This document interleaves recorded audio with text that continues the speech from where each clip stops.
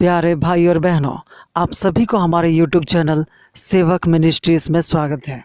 और आज का विषय है शैतान के चाल को समझो।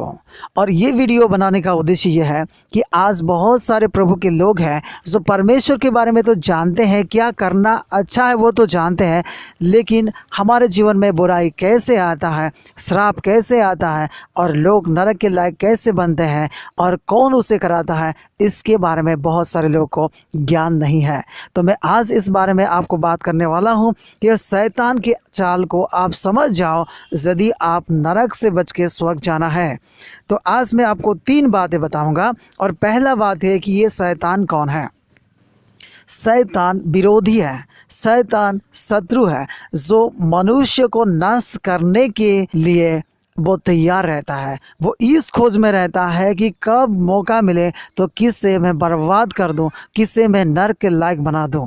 शैतान वो है जो परमेश्वर की इच्छा के विरुद्ध में इंसान को तैयार करता है कि वो कार्य करे, वो सोचे, वो बात बोले जो परमेश्वर क्रोध करते हैं। मेरे भाई और बहनों, शैतान हमेशा यही चाहता है आपसे कि आप परमेश्वर के विरुद्ध में पाप करके नरक के लायक बन जाओ। और दूसरा यह है कि शैतान का उद्देश्य क्या है।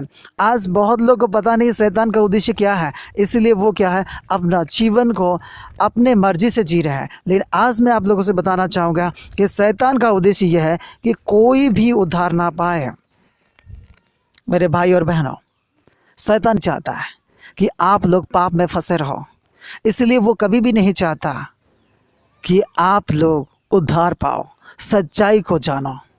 और तीसरा यह है, शैतान का उद्देश्य पूरा करने के लिए शैतान क्या करता है, मतलब लोग उद्धार ना पाए इसलिए वो क्या करता है। इसलिए वो क्या करता है, हम सुनेंगे लूका रचित सुसमाचार उसका 8 अध्याय का 12 आयत पे। तब शैतान आकर उनके मन में से वचन उठा ले जाता है कि कहीं ऐसा ना हो कि वे विश्वास करके उद्धार पाए। मेरे भाई और बहनों, शैतान का उद्देश्य पूरा करने के लिए शैतान ये चाहता है कि आप विश्वास ना करो, क्योंकि विश्वास सुनने से और सुनना मसीह के वचन से।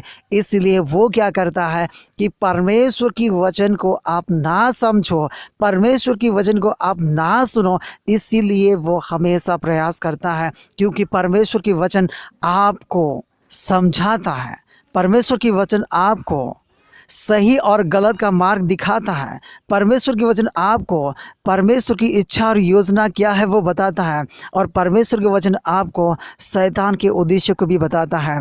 तो मेरे भाई और बहनों, आज शैतान आपको बर्बाद करने के लिए वो तैयार है। इसलिए इस 3 बात को याद रखना। पहले शैतान को जानो, दूसरा शैतान के उद्देश्य को पहचानो, और तीसरा शैतान की उद्देश्य पूरा करने के लिए वो कौन कौन सा औजार को अपना सकता है, कौन कौन सा तरीका को अपना सकता है, इसके बारे में आप प्रार्थना करें, इसके बारे में बाइबल से पढ़ें, इसके बारे में परमेश्वर से अगुवाई मांगे। और मैं विश्वास करता हूँ कि शैतान के चाल को आप समझ गए होंगे, और जो समझ में नहीं आया है वो परमेश्वर से मांगे और ज़रूर आपको परमेश्वर समझ देंगे। और जब आप शैतान के चाल को, शैतान के उद्देश्य को और शैतान के कार्य करने का तरीका को आप समझ जाओगे तो ज़रूर आप अपने आप को उद्धार के लायक बनाओगे, आप पापों से अलग रहोगे और स्वर्ग की वारिस बनोगे।